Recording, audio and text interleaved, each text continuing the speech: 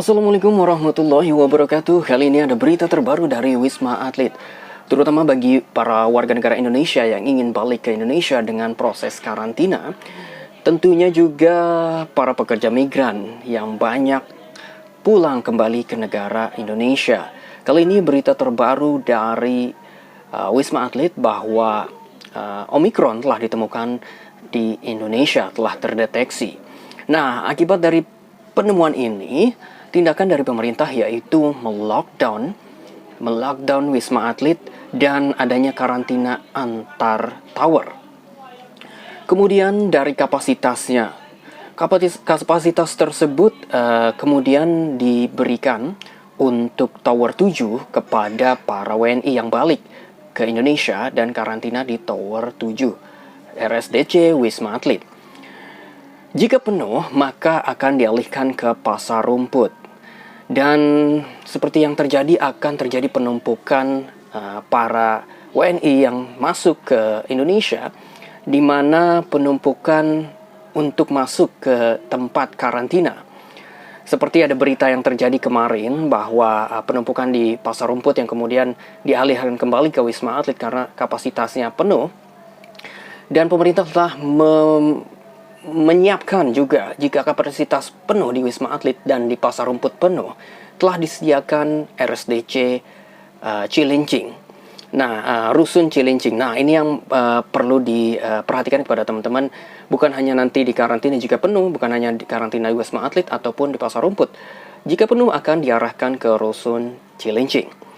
Nah, info terbaru ini, kegiatan-kegiatan juga para peserta karantina maupun yang akan ingin karantina nantinya, pergerakan akan diperketat dan juga lebih secure lagi. Bagi kalian lebih berhati-hati lagi, apalagi terdeteksinya virus Omikron. Ini membuat pemerintah bekerja keras dalam menanggulangi hal ini. Tentunya juga diajak juga kerjasama dari para pihak warga negara Indonesia, terutama pekerja migran yang balik ke Indonesia, tetap menjaga protokol kesehatan. Karena bagaimanapun juga kita ingin bertemu dengan keluarga. Nah, kasus ini ada terjadi dari rombongan beberapa pekerja migran. Terlebih ada kawan saya pekerja migran sekamar dengan dari negeri lain yang berkumpul dari negeri lain. Kemudian dalam satu apartemen, kemudian dikumpulkan dan ternyata ada salah satu orang yang positif dan setelah deteksi terjangkit terdeteksi positif setelah 3 hari di Wisma Atlet, kemudian dibawa ke Wisma Atlet Kemayoran dan saat ini masih menjalani proses. Tapi dari segi fisik, dari segi kesehatan tidak ada tanda-tanda gejala-gejala yang sakit gitu, normal. Tapi dari hasil tes PCR menunjukkan hasil positif.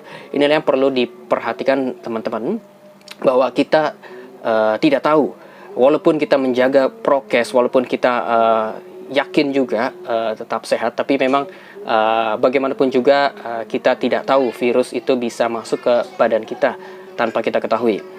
Apapun juga usahanya, yang penting kita selalu berdoa bagi yang terdampak atau terkena virus ini. Mudah-mudahan tetap bersabar dan selalu berusaha yang terbaik, tetap sehat dan positive thinking, pasti sembuh. Okay? Dan teman-teman yang karantina ataupun masih menjalani proses perjalanan ke Indonesia, tetap berhati-hati, prokes dan saling menjaga jarak. Nah, inilah perlu diperhatikan karena beberapa peserta karantina sepengetahuan saya ada yang bahkan ada yang terlihat tidak memakai masker. Itu yang saya alami, saya melihat sendiri dengan mata kepala saya sendiri, ada peserta karantina tidak memakai masker. Terus ada juga peserta karantina yang berkerumun, masih terlihat berkerumun atau nongkrong-nongkrong. Itu terjadi pada saat saya karantina dimulai sejak tanggal 29 November. Masih saya melihat sebelum ada berita Omikron yang ada di seluruh dunia. Dan juga adanya potensi penyebaran karena bertumpuknya antrian untuk mengambil makanan. Nah, inilah yang perlu dibenahi. Memang kita nggak bisa menyalahkan siapapun, karena memang keterbatasan jumlah personil dari penjaga maupun staf dalam membagikan makanan. Inilah teknisnya yang perlu diperbaiki ke depannya, karena memang terlihat makanan tersebut diperebutkan atau para peserta karantina memperebutkan makanan tersebut. Ini yang berbahaya, ada potensi berkerumunan. Kita tidak tahu apa yang terjadi di sana, dan diharapkan perwakilan dari kamar teknisnya tiap lantai itu selalu kompak, karena ada beberapa lantai yang kompak untuk menjalankan antrian dan juga tertib. Nah, intinya adalah ketika kita karantina, kita selalu cergas. Artinya kita gesit untuk mencari informasi, dan juga kita gesit untuk menanyakan kepada petugas. Jangan kita mau dilayani, karena jumlah peserta dan staf yang melayani kita terbatas. Yang pertama. Yang kedua adalah kita jangan pasif, kita jangan menunggu, kita menanyakan aktif.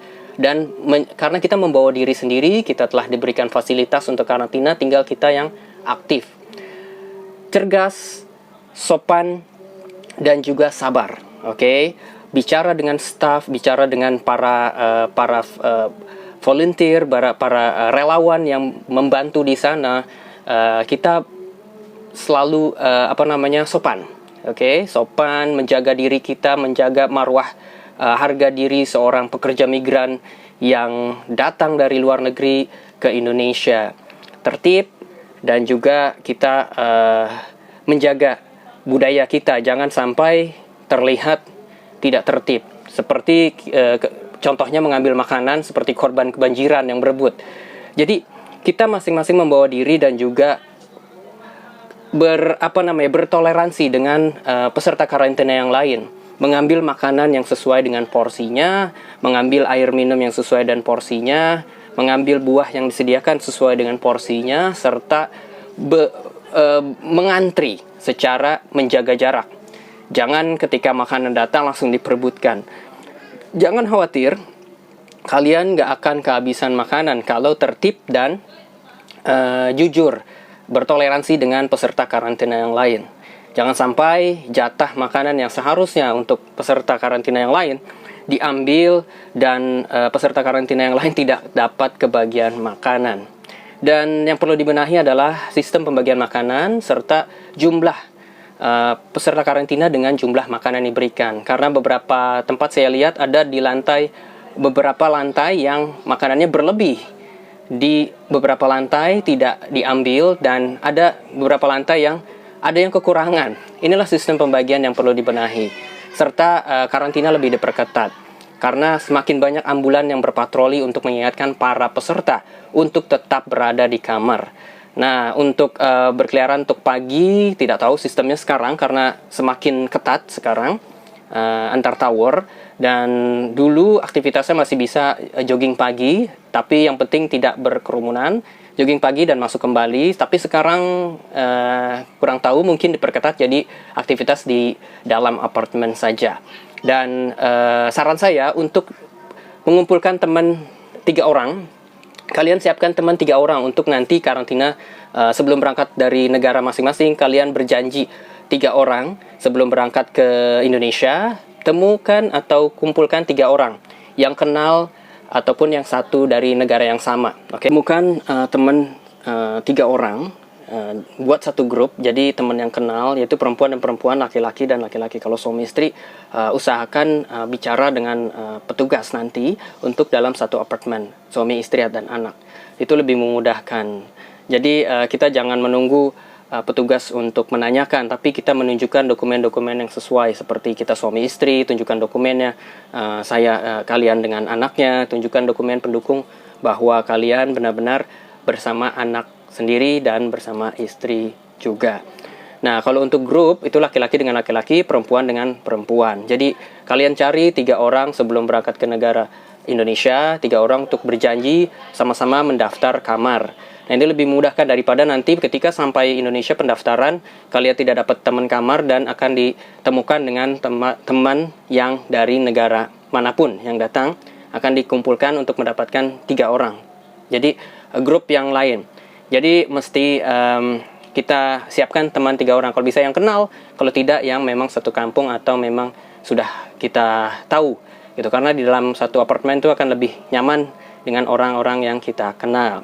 Terus tetap berhati-hati juga karena ada beberapa apartemen yang memang kunci lemarinya tidak ada dan juga kunci kamarnya tidak disediakan. Jadi hanya satu kunci kamar apartemen, satu kunci apartemen saja. Kunci kamar tidak ada. Seperti kasusnya pada saya, tidak ada kunci kamar dan kunci lemari pada lemari saya tidak ada. Jadi berhati-hati, bukannya kita negative thinking, tapi selalu berhati-hati dan tetap menjaga prokes dan juga tetap positive thinking.